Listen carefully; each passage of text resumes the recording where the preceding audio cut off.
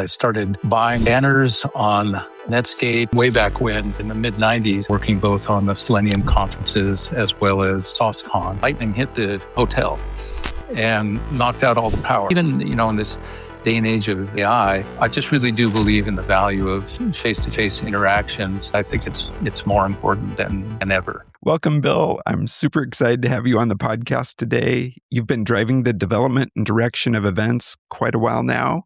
Can you tell the listeners a little bit about your background? Sure. It's been all marketing and advertising.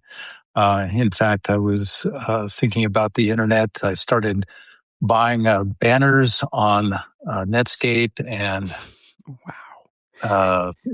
way back when in the mid 90s.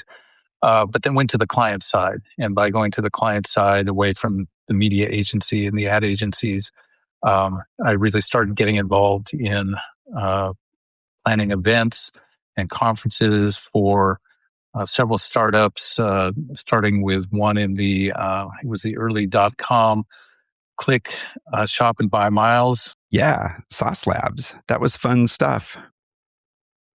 That really was. It was kind of fun growing with the company. I think when I started with them, they had been around for several years, and Ashley Wilson was my hiring manager and mentor, and she and Sante have done great things in the CRM space. I think their company just sold to Salesforce, but joined as kind of an events manager and jack of all trades in the marketing department when we were fewer than 50 employees, I think. Wow. And worked there for about 9 or 10 years and really saw the company grow in terms of its customer base, the adoption of automated testing, and a chance to really work with our customers, but also to work with the Selenium Conference, which was the open source software standard that powered Sauce Labs infrastructure.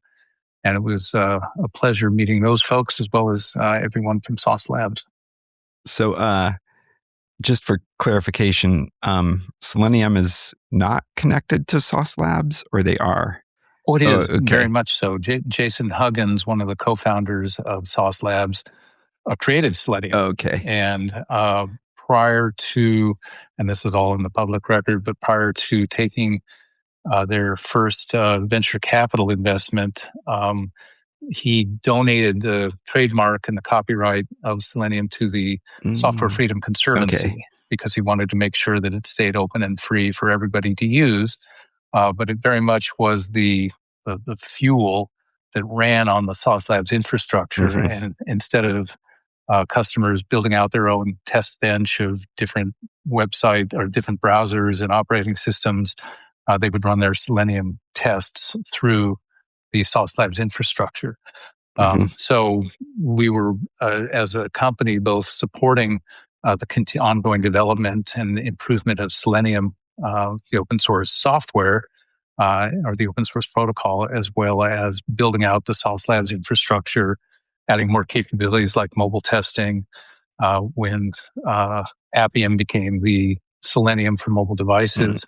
But the company had and continues, I believe, to stay very involved in both of those open source communities. Yeah, I think so. That's what I've seen. And you just said it sold to Salesforce?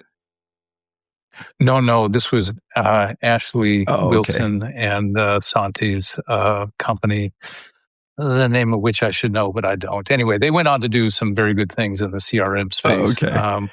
But it was Ashley was the one who was and her colleague Rachel Lambert were the ones who brought me onto Sauce Labs initially. That's fun. Hey, so you and I did our first event together. I think it was DevOps Days, San Francisco. Might have been. I know that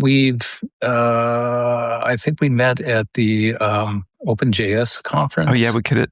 One of those. That could have been. And I can't remember. I'm pretty sure I know the first thing we would have done together would have been a Selenium conference, and I believe it was in Portland. That we first met. I was trying to it was on my walk this morning thinking about, there was Portland, Austin for Selenium conference. We went back to Austin for SauceCon.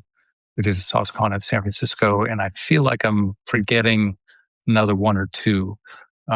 We may have met at DevOps Day. That was the Alan Schimmel Yeah, it could have been thing that he did. Yeah, right. That was fun. Plus, we did one. I think the last one was Chicago. Yes. Okay, there you go. That's actually we had done two in Chicago because we did Chicago for Selenium Conference right before COVID. But before that, we liked the venue so much, and it was so centrally located that the leadership council of the project, the Selenium project, inked a deal with the same venue. But then, of course, COVID hit, and we couldn't do an in-person event. But they were kind enough to continue to extend our obligation, and finally came to a point where I think this was maybe 2 years after COVID hit, where they said, "Okay, time's up. You got to run a conference." So we went back and did another Selenium conference at the Chicago venue. You're absolutely right. That's fun. Hey, so if you had to pick your favorite event that you've attended or worked, what would it be? Well, I'm going to say it was SauceCon in Austin, because we had used the same hotel. We'd got, I think pretty much it was the Hilton, and we had a really great time working with the venue itself and the event manager. And it was the perfect size. We could come in small enough that we could essentially take over the hotel and brand it, but large enough to accommodate 400 or 500 attendees. And we had a great experience with them running the Selenium Conference. So when we had an opportunity to do a SauceCon there, it was like a no-brainer. It was a ton of fun because of the city itself. Right. We had an office in Austin. We have a number of people from that region. So it was just great to kind of work from what we had learned when we did the Selenium Conference there and then build upon that. And I remember it for a couple of reasons. Well, primarily, as an event organizer, you try to plan for every potential contingency, and you work very hard at that. And for me, it's always the first 10 seconds when you open up that the AV is working, the lighting's working, the CEO gets on stage, or whoever your keynote presenter is, and it works. It all works. And so we achieved that, but about, 10 or 15 minutes into the opening presentation, I'd start, and as you know, because we worked with you to live stream the event, I'm getting all sorts of messages from my colleagues who are not attending the event saying, the live stream's down. I don't know if you remember this. But what had happened was, we had redundancies for everything except lightning hit the hotel. Yes. And knocked out all the power. And before the generators came back on, we lost the signal. So what was, again, how can you predict lightning? Not really. But what was fun about it was a few years later, we did an animated video of the SauceBot origin story. Yes. And the Easter egg in there was SauceBot getting energized by a lightning bolt. So that was kind of a fun way to do that. But I had a great team, Teresa Huckleberry, Kat Stevens, Susie Hizza working for us. And we had also planned kind of an outdoor reception. And along with the lightning came rain and wind. So we had to kind of pivot very quickly. And Teresa and Kat and Susie came up with the idea of bringing food trucks because they had kind of a portico that they could bring them in. And so they would be protected from the elements. We wouldn't have to move, catering tables and all of those things out into the open. And the hotel was incredibly gracious, and we found some great suppliers on a minute's notice. And what I remember from that was that there was a fellow, Richard Bradshaw, who was a co-creator, co-chair of the Ministry of Test from London. We had actually gone to an event that the Ministry of Test had run in San Francisco, and their reception was done with food trucks.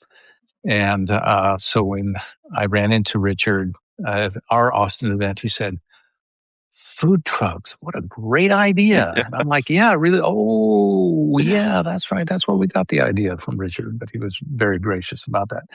Anyway, it was a great time. The purpose of SauceCon wasn't about generating new business. I mean, yes, there's always a revenue component to these things, but it was really about bringing our customers together to share ideas with, other customers, to listen to our experts. One of the things that separated, I think, Sauce Labs from competition was that we did bring on people who actually had worked with Selenium, who had run automated tests, who built test suites for their customers or in their previous lives. And so they could really empathize and work through what our customers were going through. And it just became a very rewarding customer-based experience that ultimately would lead to retention and perhaps expansion of the customer base. And was really just a very gratifying opportunity to share knowledge, because the one strategic imperative for Sauce, and this was carried through whether it was through an event or the webinars that we would do, or whatever, it was all about education. Because the one thing I've learned is that automated testing is not easy to do. You really need to have an approach and leverage other experts in the field in order to successfully adopt the practice in a way that would be meaningful for your business. And so having these in-person events was crucial. And I'm glad that we were able to bring Selenium Conference back after the pandemic, because again, it just reinforced the importance of knowledge, subject matter experts getting together. And even, in this day and age of AI, I know that's still going to be the case, because there are people who are implementing AI or trying to understand AI and make sure that it's adding value and not, slop or hallucinations in terms of what they're doing. So I just really do believe in the value of face-to-face interactions in this world of Zoom and remote work and things like that. I think it's more important than ever. So that was probably my favorite conference and my favorite conference stories. And of all the things, I left the honest working force about 2 or 3 years ago, but I really do miss the people that I've met along the way, particularly at Sauce Labs. It was just a very rewarding experience, and the chance to work with wonderful people, whether they were our customers, our colleagues, our the folks that we took on to help us produce these events. I miss that the most. Yeah, it's always a special group of people to work with. Yeah, absolutely. Well, hey, that's great. Did you do anything? Because we recorded every session. Did you do anything special with those, or did they just become a library? Where'd you go with that? It became a library, and the old adage about the shoemaker's children who don't have any shoes. One of the things that, and I haven't looked at the Selenium Conference lately. I know that the Sauce Labs library should still be in their video repository, but the Selenium Conference in particular, we never really put together a plan to have an archive website that you'd be able to go back and see everything from the beginning. But they are, again, the Selenium Conference kind of took the same approach, which was really to help people understand how to work with Selenium. And so all of the presentations, very much hands-on, learn from what I've done. And so those videos are priceless in terms of their ability to pass along that information. It's been a while since I've been involved with the Selenium project, so I don't know what they've done with those. But I do know that I know they're in islands of different repositories. but they're definitely out there and definitely a resource. But it was all, it was great, and we really, I think the customers and the prospects benefited from the ability to go back and see presentations that had to do with things that looked like what they were contending with. And it was really always brilliant. And one of the things I don't mean to be a marketing guy here, but that was really great about working with your outfit was that I couldn't believe how quickly they got turned around. In fact, it kind of blew the Selenium project away, where they had, because everything was grassroots and bootstrap, but they would somehow record their conference talks and maybe within a couple of months get them posted. Whereas what we did with your outfit was they were up that day, and it was absolutely amazing and a pleasure to be able to present to everybody as another means of differentiating the way that we produce a conference. Yeah. Wow. Thank you. Well, hey, that's about all the time I've got today. But do you have any closing comments or? No, other than go Argentina. Right? Yes. My let's see, I guess my niece-in-law and my nephew, she's from Argentina, and so they're rooting very, very heavily at this point. I think, yes, even as we speak, they're rooting very heavily for the Argentinians, and so we are. But I wish you continued success, and I hope that, I don't know, maybe one of these days our paths will cross again. Oh, yeah, I'm sure. Thank you. Absolutely. Bye. You bet. Nice seeing you, Timothy.